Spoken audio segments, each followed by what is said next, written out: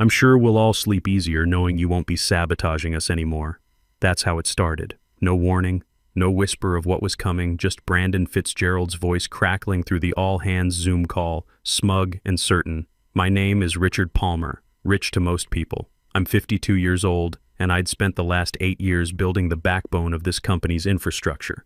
That morning in March, I became the guy who got fired in front of 200 people without even knowing it was coming. The company Slack exploded in real time. Peach emojis, stunned silence. One person sent a crying GIF. Effective immediately, Brandon continued. Richard Palmer is no longer with the company. Legal has issued an 18-month non-compete agreement. We appreciate his past contributions. Past contributions. Like I hadn't carried their entire back-end infrastructure for 8 years. Like I wasn't the one who stayed up until 3 a.m. last Christmas Eve when everything crashed, while Brandon posted ski photos from Aspen. Like I hadn't trained half the people on this call. And now he was erasing my name from the company wiki in front of everyone. My video feed stayed on. I didn't move, didn't speak, just stared at that camera with the blankest expression I could manage. My dad taught me that in '91, right before Desert Storm. Never let them see you react. I'm sorry, what? Someone typed in chat.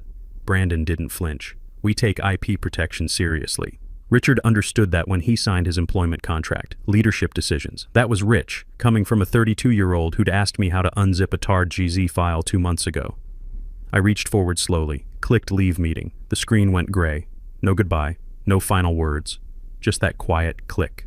I stood up from my desk, walked to my garage. The air out there was cold, smelled like motor oil. My workbench sat in the corner, covered in parts from an old Dell server. Behind that server, tucked into a drawer I'd installed myself, was a USB drive. Black marker across the side, Redex Final V5. I picked it up, slipped it into my jacket pocket. Back at company HQ, Brandon posted a farewell message on Slack. Something sterile, probably written by Jessica Caldwell in HR. We thank Richard for his contributions and wish him all the best. No mention of the disaster recovery protocol I'd designed from scratch in 2019. No mention of the caching system I'd rebuilt over Thanksgiving weekend. No mention of how, without me, their whole operation ran like a three-legged dog. Over the next few days, my inbox filled up. Are you okay? Did you really sign a non-compete? What happened? I didn't answer any of them. The truth was, I hadn't agreed to anything yet. Legal said documents were coming. I hadn't seen the non-compete, but I knew it was coming, and I knew exactly how I was going to handle it. I opened my personal laptop and typed one line into an encrypted note file. If they wanted a war, they should have read the fine print. The courier showed up 2 days later. Manila envelope, signature line, prepaid return label. Inside, termination letter, NDA, and the most vicious 18-month non-compete I'd ever seen. I read it slowly. No employment with competitors, no consulting, no contribution to any product that resembles their offering. They really thought they'd buried me. I poured a glass of water, sat down at my kitchen table, and started making a list. On the left, every system I'd ever touched. On the right, every commit ID with my name on it. At the bottom, RPE, February 2017. The month before I'd even started at the company. The month I'd written that module on my own time, my own hardware. There are two kinds of people in tech. The ones who plan 2 weeks ahead, and the ones who plan a year ahead and never let on. Brandon thought I was the former. I slid the USB drive into my laptop and waited for it to boot up. Whatever he thought he'd won started dying the second I clicked out of that Zoom room. But there was more to it than professional pride. My wife Sarah was 6 months into chemo, stage 3. The insurance we had? Through the company. Cut off the day they fired me. No coverage. No continuation. Just gone. Our daughter Emma's college fund. Company stock options I'd been vesting for 8 years. Worthless now after the board shakeup last quarter when Brandon's uncle took over as chairman. Brandon didn't just fire me. He took my family's security. I sat at that kitchen table for 3 hours making lists, checking dates, pulling up old files. Sarah came down around midnight, saw me still sitting there. "You okay?" she asked. "Yeah," I said. "Just figuring some things out." She nodded. Didn't push. That's Sarah. 30 years married, she knows when I need space to think. Don't stay up too late, she said. I didn't answer. Just kept working. By 2 a.m. I had a plan. The state unemployment website crashed twice before it finally let me file the claim. It was almost 3 in the morning. I sat at my kitchen table, clicking through government forms with the mechanical numbness of someone who'd been staring into the void too long. I hit submit. Spinning wheel. Gray text. Claim pending. Employer response required. 3 days later, denied. Reason. Termination for cause. Ineligible for benefits. Filed by HR Representative Jessica Caldwell. I let out a joyless laugh. Of course it was Jessica. I clicked through the PDF. Their claim said violation of internal compliance protocols and willful disregard for leadership directives. Translation: I told Brandon his feature request would cause a security breach, and he didn't like hearing it. My phone buzzed. A notification from the company's admin panel auto-forwarded to my personal email. They must have forgotten about that old oversight. Subject: User R. Palmer. Access revoked. The list was long. Confluence, Jira, GitLab, Slack, Google Workspace. My email bounced now. Even the team wiki I'd built from scratch had my name stripped out. I clicked on a commit I'd authored back in 2019. Access denied. Then came the real knife. An internal message sent to the engineering team. Someone sympathetic forwarded it to me. Please note, Richard Palmer did not contribute directly to current platform infrastructure. Any perceived ownership is misattributed. Do not engage further. I stared at that sentence. Did not contribute directly. 8 years of architecture meetings, 3 complete platform rewrites, hundreds of midnight deployments, and now, in the eyes of the company, I'd been digitally erased. I closed the laptop, sat there in the dark for a full hour, didn't move, just thinking. Then I did something that surprised even me. I opened an old spiral notebook and wrote 3 words. Make them prove it. I started pulling records. Not company files, they'd scrubbed most of those, but personal backups, local commits, email receipts, architecture diagrams I'd exported before meetings, saved on my own hardware. I dug through old folders, found screenshots, even found sticky notes with sequence diagrams I'd sketched out years ago. I had the USB drive too. I didn't plug it in yet. Not yet. That was for later. I downloaded my entire GitHub archive, backed up my personal Notion pages, reconstructed the original database schema from memory. It was all there. Just enough. Not too much. But enough. The law office was on the east side of town. Modest building, no-nonsense signage. The receptionist looked like she'd heard 10,000 stories just like mine. Richard Palmer? Yeah. Mr. Benson, we'll see you now. Howard Benson was late 50s, wore jeans with his blazer. He flipped through my packet for 15 minutes, nodding occasionally, grunting here and there. Then he leaned back in his chair. First off, they were scared of you. That's what this is. He tapped the non-compete with his pen. This isn't standard. This is overkill. They think you're going to start your own company tomorrow and eat them alive. I didn't answer. He studied my face, gave a small snort. Should I be worried? Don't know yet. He nodded like he respected that. Unfortunately, he sighed. Under current state law, this thing holds up. Barely. They'll argue you had strategic influence, privileged access, all that. Judge will probably lean their way. I looked down. But, he added, there's legislation that just passed. Doesn't go into effect until January 1st next year. And once it does, these clauses won't be enforceable against tech workers anymore. I looked up sharply. Wait, seriously? Dead serious. But you need to keep your nose clean until then. No paper trail, no leaks, no violations. You cross the line even once, they'll have you in court before you can blink. I nodded slowly. And if I don't cross the line? He leaned forward. Then on January 1st, they've got nothing. My fingers curled around the strap of my bag. Thanks, I said quietly. That's all I needed to know. That night, I packed a duffel bag, 2 changes of clothes, toothbrush, the old ThinkPad, USB drive in my jacket pocket, that spiral notebook, now thick with diagrams and timelines. I left a note for Sarah. Gone a few days, back soon. Love you. No GPS, no social media, just me and the road. I crossed the state border at 1:12 a.m. I wasn't running. I was meeting someone off the record. Someone who owed me a favor and had a quiet office with no sign on the door. I didn't look back once. I'd already seen everything I needed to see. I deleted my LinkedIn at 3:07 a.m. No status update, no long goodbye, just a click, a password, silence. The page vanished. My GitHub followed. Repos set to private, profile photo scrubbed, bio blanked, no fanfare, no breadcrumbs. By the time people started talking about me, they were using past tense. Did you hear what happened to Rich? I think he left tech. Probably just burnout. Brandon ate it up. Even bragged to a couple board members that the threat was neutralized. That's what he called me. A threat. What nobody knew was that 412 miles away, in a quiet industrial park behind a vape shop and a gym that never seemed open, something was beginning to stir.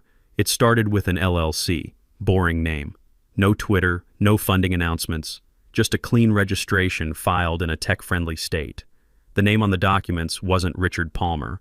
It was Russell Holt, a name I'd used once in college to sign up for a cybersecurity forum. Now it was my legal alias for business purposes, complete with a new EIN, a burner phone, and a P.O. box. Russell Holt didn't post on social media, didn't write medium think pieces. He just built. Quietly. Well, it wasn't a solo act either. 2 names on the payroll, Neil Porter and Andy Walsh, both mid-40s. Both guys I'd worked with years ago, back when the company still cared about quality over quarterly growth. When I first reached out, they thought I was dead. Hey, it's Rich. Can't explain everything.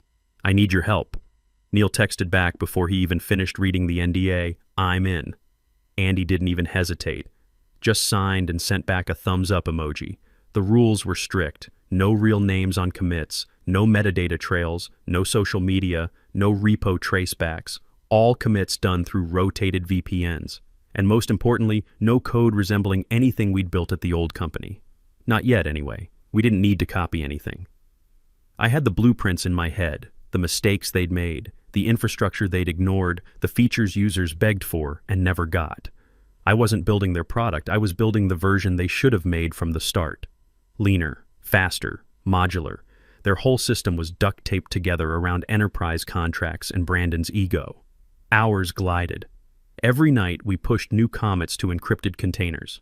Every morning we reviewed changes on a custom dashboard hosted on a cheap VPS. It was duct tape and hope, but it worked. And the best part, nobody saw it coming. Until one day, a whisper floated back into the old company's Slack. Hey, anyone heard of this new tool, Archive? Some startup out of Vermont or something. Looks like they're building a platform that does what we do. But better. The thread went quiet. Then someone posted a link, just a landing page. Minimalist, no pricing, no team bios, just a sleek tagline in black on white. We believe software should work. No mention of me, no fingerprints, just clean HTML and a sign-up box. The name alone was enough to plant doubt. Archive, the same code name I'd used years ago in a joke repo. Buried, private, forgotten. Except now it was real. Probably a coincidence, someone said. Yeah, still. Timing's weird, right? They let the conversation die. Nobody wanted to poke it. But Brandon noticed. He pretended not to, but he did. He bookmarked the site, checked it every few days, still blank, still no updates, still that same line. And far away, I sat in a dusty office with no heat, sipping gas station coffee, reviewing a pull request from Andy about improving API latency by shaving 120 milliseconds off handshake time. I smiled. We weren't building hype. We were building fear. It started with a refund request, then 2, then 17. By the end of May, 17 enterprise clients had filed complaints, API inconsistencies, system outages, data exports failing silently, scheduled reports sending blank PDFs at midnight. One Fortune 500 company reported a phantom user creating billing profiles under defunct accounts. Their customer success team spiraled into chaos. Brandon brushed it off. It's churn season. Procurement reshuffles. Happens every year. He told the product team to patch faster. When engineering leads raised alarms about legacy code I'd built, maintained, and warned them would implode if mishandled, he waved them off. They'll be back. They always come back. He said this while polishing a slide deck for a new funding round. He didn't notice that 2 of their top clients had quietly onboarded with a startup nobody had heard of before. A startup that didn't advertise, didn't pitch at conferences, didn't exist on Crunchbase. Just a name, floating in inboxes and Discord servers across mid-level tech teams. Then, on a foggy Thursday in June at 2 a.m., a Medium post went live. Title: The Emperor Has No Redundancy, a cautionary tale in mismanaged infrastructure. Author: Basilisk Dev. It was brutal, surgical, not angry, precise. The post walked through the architecture of a large B2B platform, uncannily similar to my old company's. It highlighted a dependency chain that collapsed between two services that hadn't been updated since 2018. It dissected a caching pattern that led to silent data corruption under load. It even referenced an internal system called Falcon Bridge, a name that had only appeared in internal Slack threads and one drunken offsite where I'd coined it as a joke. Only 3 people had ever referred to it publicly, and one of them was gone. "Who the hell is Basilisk Dev?" someone whispered in Slack. "Doesn't matter, this is bad." The post spread fast. CTOs forwarded it to their CIOs. Procurement managers quoted it in emails demanding status updates. Industry group chats lit up. Brandon stayed smug. "This is just noise. Our pipeline is strong." He said this while support tickets doubled. I read the article from a cracked phone in a bar off I-91, the kind of place with sticky booths and a jukebox that only played sad country. I'd just finished a code review. Neil had found a more efficient way to handle client-side encryption that cut load times in half. I sat alone in the corner, nursing a bourbon, and reread the Medium piece. I didn't smile. Didn't need to. I just sipped slowly, watching the article climb Hacker News. Nobody would link it to me. Not unless they remembered the joke, and they didn't. I was the ghost now. My phone buzzed. Unknown number. I let it ring twice before answering. "Yeah?" A familiar voice. One of my quiet contacts. The one with connections at the State House. He didn't waste time. It passed. Just now. 38 to 12. Governor already said he's signing it. I held my breath. Goes into effect January 1st. Non-competes are done. At least for tech workers. You're in the clear. Just a few more months. The line went quiet. Then, you knew, didn't you? I exhaled slowly. "I hoped," I said.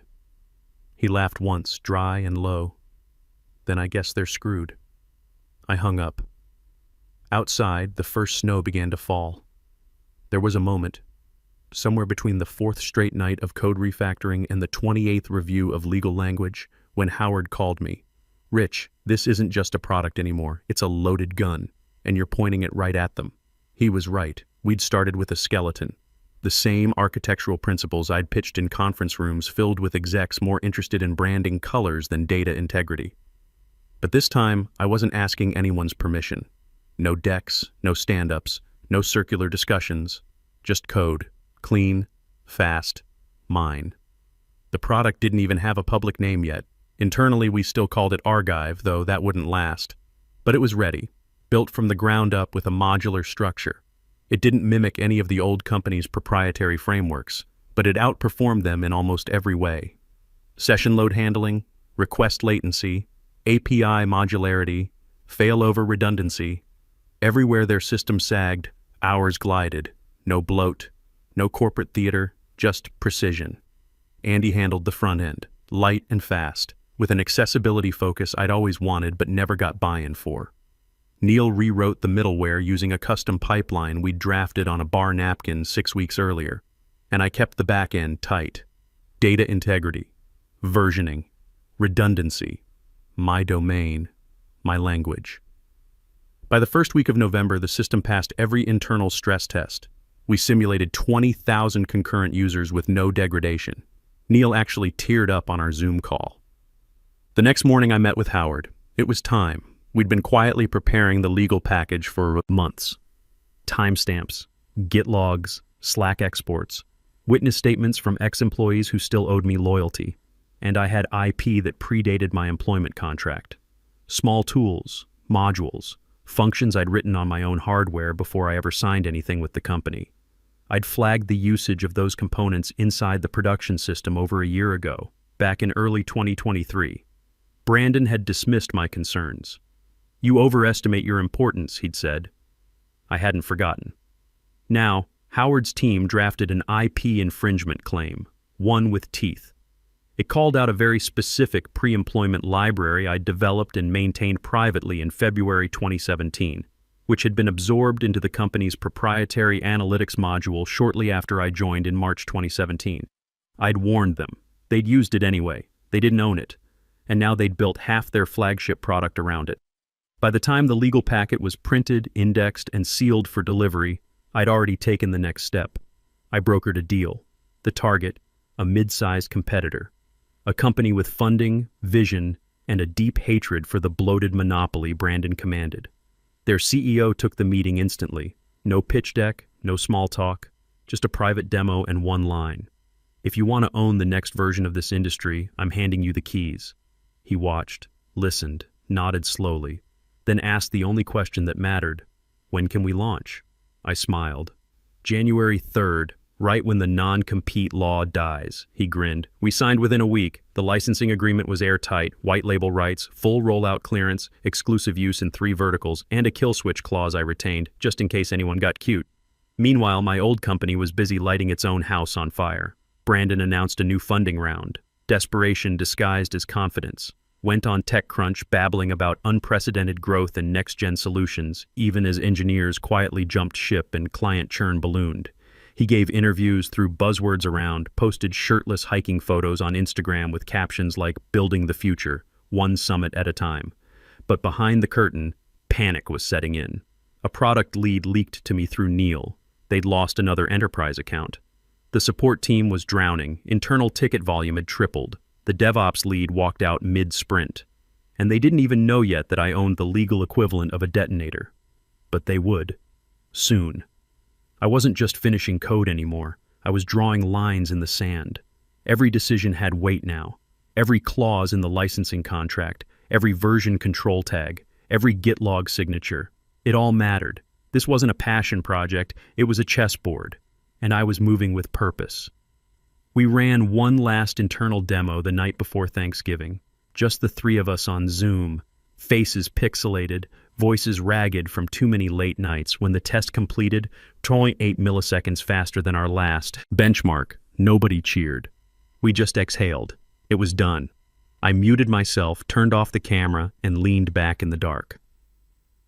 A year ago, I'd walked out of that Zoom call. Humiliated.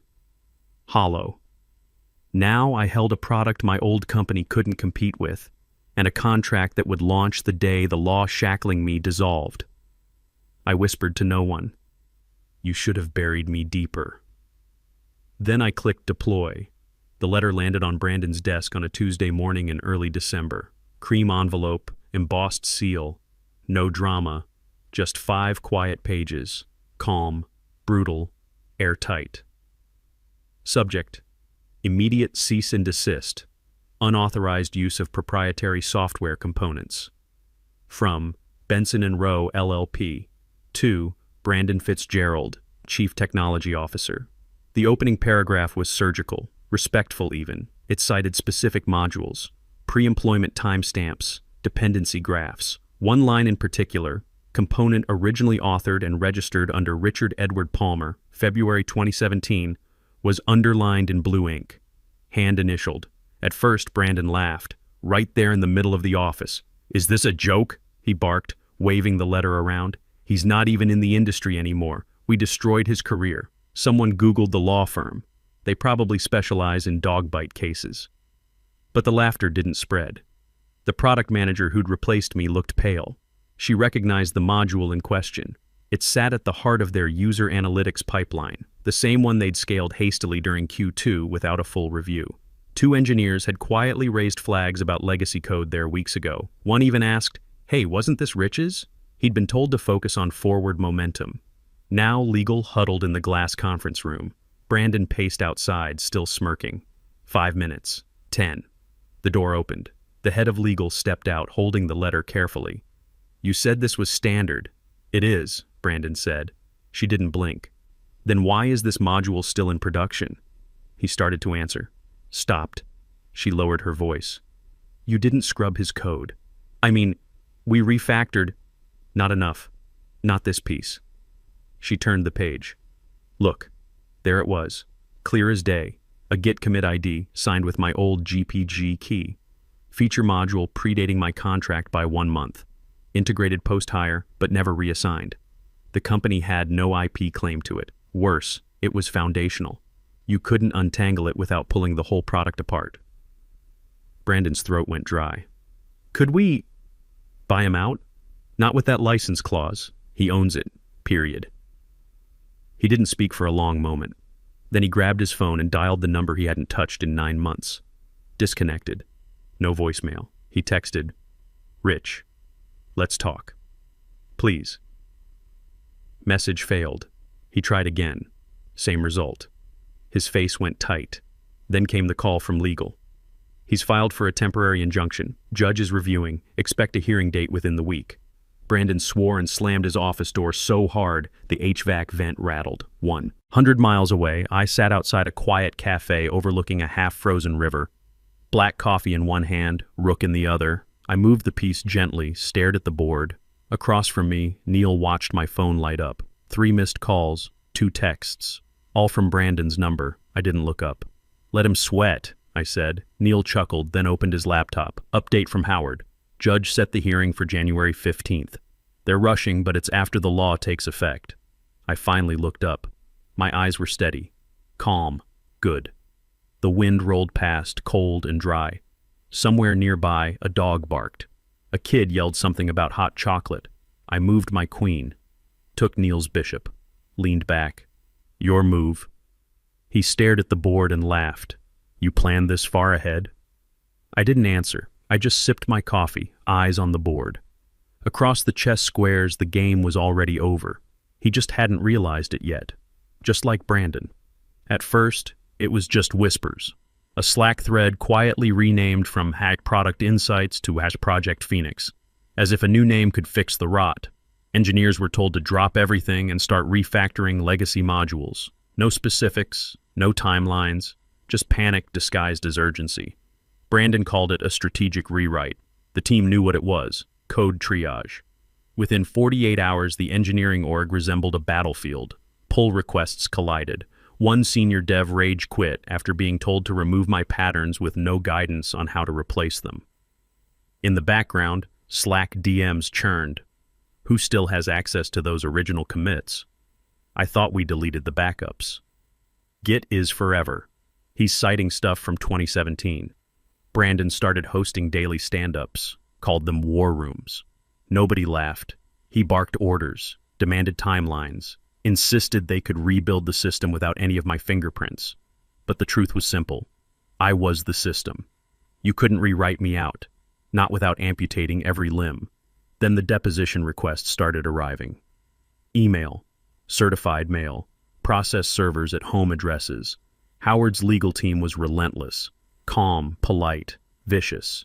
Every document came with exhibits, Slack transcripts, wiki pages, deployment logs using my proprietary framework. The case wasn't just strong, it was damning. And still, I said nothing. No tweets, no leaks, no press, just silence. At HQ, engineers began sending resumes to recruiters. The VP of product quietly updated his LinkedIn at 2 a.m. Then someone leaked a memo, short, unsigned. Subject: what if this was his plan all along? He didn't fight the non-compete, just left, vanished. Then 9 months later, he reemerges with a product that mirrors ours but better, with legal claims that predate his employment. What if he knew we'd do this? What if he let us bury ourselves? An engineer added a comment, like he was playing chess and we brought Uno cards. Brandon saw the leak. He flipped, called an emergency meeting, accused the team of disloyalty, but the damage was done. They didn't believe in him anymore. They believed in me. I sat in a small conference room with Howard and his team, flipping through deposition packets. One of the junior attorneys blinked. "You really documented all this? Years ago?" I didn't look up. Measure twice, cut once. He swallowed. "What happens next?" I smiled faintly. "Next, we let them keep digging." Outside, a court clerk posted the hearing agenda.